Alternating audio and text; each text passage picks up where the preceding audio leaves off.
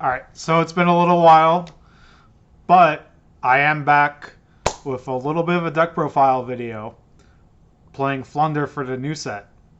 I was just at the Kissimmee Regional this past weekend. Unfortunately, I did lose on the bubble, and I ended up getting 12th place with this build for Flunder. I ended up choosing to play Flunder because I felt we're in like a weird spot for this format, and I wanted to play just a very hyper generic deck that's like kind of a little bit anti-meta. The night before the regional, I did make top 8. And the deck did perform a little well. The deck list here and from what I played at the local and at the regional is very similar. The main board was exactly the same. Sideboard was a little bit different, but I'll go over the list that I did play. 3 D Shifter, 3 Eaglin, 2 M-Pen, 3 Rabina, 1 Snau, 1 Stree, 1 Toucan, 1 Apex, 1 Ryza, 1 Callby, 3 Dark Ruler, 3 Adventure, 3 Map, 1 Unexplored Winds, 3 Duality, 3 Prosperity, 1 Time Tearing Morganite, 1 Thrust, 1 Dreaming Town, 3 Featherstorm, and 1 Triple Tactics. For the sideboard, we have 2 Cosmic, 1 Feather Duster, 3 Ultimate Slayer, 3 Evenly Matched, a second copy of Dreaming Town, a second copy of Unexplored Winds, 2 Herald of the Abyss, and 2 more copies of Time Tearing Morganite. For the extra deck, we have Nates, Garuda, Golden Cloudbeast Malong, 1 Pegasus Agnister, 2 Zeus, 1 Downard, 1 Kinkafucho, 1 Ascendant Nightingale, 1 Myriologic Aggregator, Unicorn, Anima, Farigit, Omen, and 1 Underground Goddess. D-Shifter was actually mostly the best answer to deal with Joel Lockbird being the format. Crossout is arguably the best card to deal with ham traps, but it does make the deck clunkier, and it restricts you on sideboarding a bit. So I wanted to have at least a main board option to deal with Droll, and it does hit a wide variety of matchups. This card is just very strong in against a lot of decks in the format other than Kashtira right now. And even when you do play against Kashtira, at worst you can use it as like an anti-Droll unlock card. The Flounder small bird lineup is pretty standard. I opted to play Snau, and honestly, Snau won me quite a few games. There was 2 matches in specific where I ended up one match I played against Naturia Runic, and I was able to establish a board before he could, but he was constantly like regaining his Naturia cards between, I believe it's Camouflage and the bug one. But the thing is, they all have a lot of the base monsters have 0 defense or very low defense. So with Snau on board, I was able to inflict piercing through all his monsters and continuously attack for game, because he had to keep on using runic cards just to stop the Snau effect for the piercing effect, which caused him not to constantly have a battle phase. The runic cards actually helped my engine, so it was just like a downhill battle for him. And then I had a funny situation against Dinomorphia, where I ended up Dreaming Towning his board, and I proceeded to battle phase, and I attacked his monster. He was already down to 2k life points, and he tried to activate effects, and I was trying to explain to him it's game because of Snau's piercing ability. The Book of Moon ability also came up quite a bit. I definitely liked playing this card in the deck. It was a nice alternate option for when you do get drolled. You end on like this over M-Pen sometimes, and then you usually want to have Dreaming Town available to you for the board you do get drolled. Call by is mostly for hand traps. 3 Dark Ruler was mostly to deal with boards. Obviously, the Super Heavy Samurai deck is in the meta, and between this and D-Shifter, those are the best options to deal with that matchup. Then 3 Adventure standard, 3 Map is standard. I don't mainboard Terraforming. I'm not a fan of the card in this deck. You already have a lot of ways to access Map, and with time tiering, it actually gives you time tearing is a fantastic card, but I'll get to that in a second. The hands you do brick, the hands you do brick aren't because you don't have map. It's because you don't have one of these small birds. And ultimately, that was the reason I lost most of my games. This weekend was strictly because I didn't see any of the small birds in my opening hand. So there was my two losses were to Kashtira. Games 1 and 2, I did not see any of my small birds in my starting hand. Game 2, I did open Prosperity. Unfortunately, he did ash it, so that hurt me quite a bit. And against Purely, I also lost because I did not see one of the small birds in my opening hand. I did get drolled quite a bit, and to be honest with you, droll doesn't affect me that much. You can play around droll very well in this deck.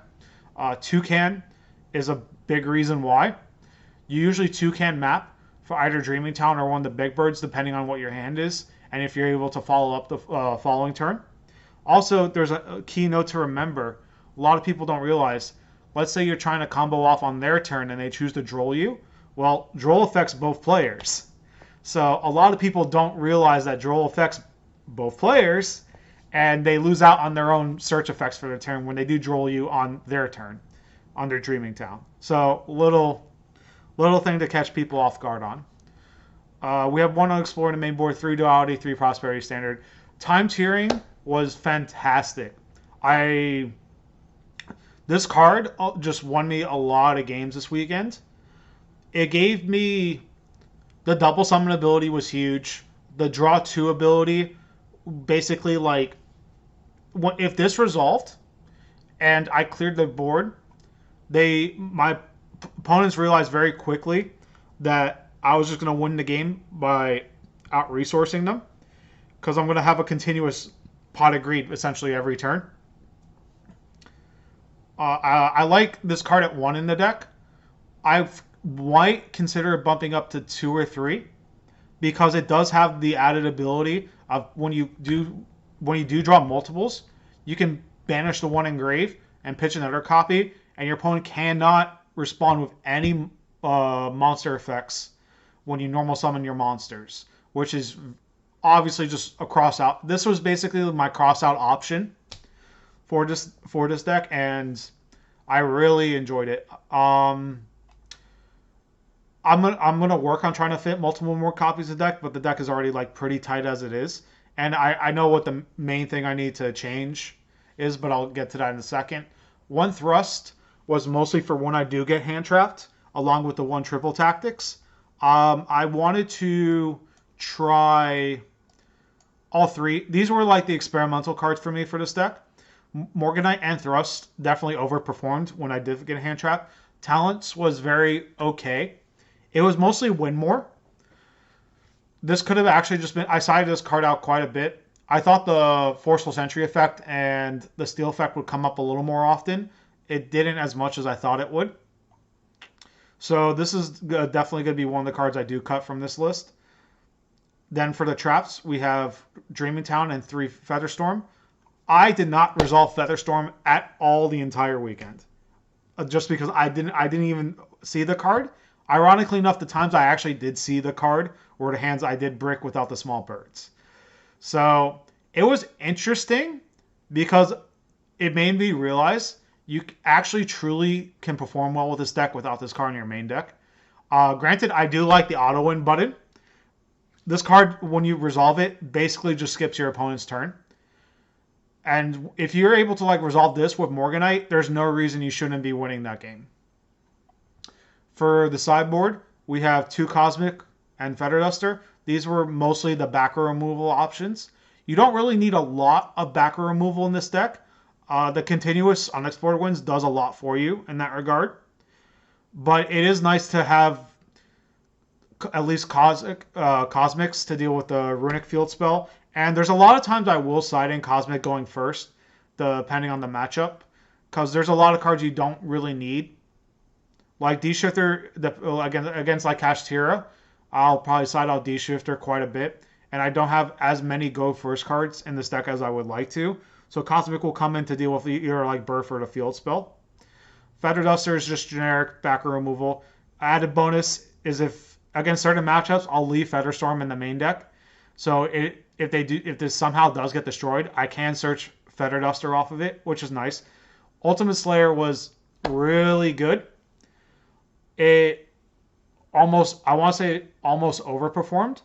It came in clutch against a lot, almost every single matchup except for Purely and Kashtira for obvious reasons. Every time I sided this in, it caught my opponents off guard, and it really helped clear boards against like the Sprite matchups and against the super heavy decks as well. 3 Evenly is your best board clearance card. You basically always side this card in going second. Ironically enough, the branded players I started playing against. So this deck has a very good matchup against branded in the meta right now. I want to say, unless they're playing Dragoon, and even if they are playing Dragoon in their deck, which I don't think they should in the newer versions, the matchup is almost actually unwinnable for them, funny enough. You actually should be beating every branded player in the room with this deck. Because they're all trying to gimmick, everyone's trying to do the gimmick puppet lock, and this is the one deck that can just ignore the gimmick puppet lock for the most part. So when it comes, for that reason, Evenly helps crack their boards easier, and it also forces them to use the fusion that special summons and the trap card that special summons just to give you a monster on your side of the boards, just so you don't evenly them immediately. So this card was fantastic throughout the weekend. Second copy of Dreaming Town comes up now because of Droll is more so in the meta. Like, even though you can play around Droll, it's still annoying to deal with. Dreaming Talent allows you to play on your opponent's turn when you do get Drolled, and you want to have a higher chance of seeing this card.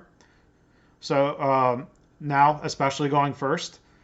So every time I went first, I did side this card going in. And it allowed me to play my opponent's turn when I did get Drolled. Now, the opposite reason is actually for the Unexplored Winds. Unexplored Winds helps you break boards a lot easier. This card is very strong against like the Kashtira matchups, the super heavy matchups, like the big monster matchups, because your opponent generally has to get rid of this card immediately, especially when you normal summon your first board, or else you're just wiping their whole board. Surprisingly, a lot of people just forget that this card is not once per turn for the Tribune mechanic, and you're able to clear boards a lot easier with this card. Herald of the Abyss was mostly for the Purely matchup. Unfortunately, that matchup is a little bit difficult if you do go second and don't draw D-Shifter. I knew I had to dedicate some sideboard space in order to deal with that matchup, and this was the choice. Going forward, I'm probably going to play Exceed Core over this card. It's not because I think Exceed Core is better. Ideally, I would love to play like Gamasuir or Kurikara or even Lava Golem in my sideboard, but unfortunately, because of the Flunder engine the way it is, you can't really play those cards. So your next best option is for Exceed Core. And at least the Exceed Core does have the dual purpose to deal with the Kashtira matchup as well. Because unfortunately, Ultimate Slayer is not ultimate against the Cash matchup or the Purely matchup. So these cards generally don't go in, but going forward, these will probably become Exceed Cores. And I sided in 2 more copies of Morganite. I sided in mostly for when I was going first.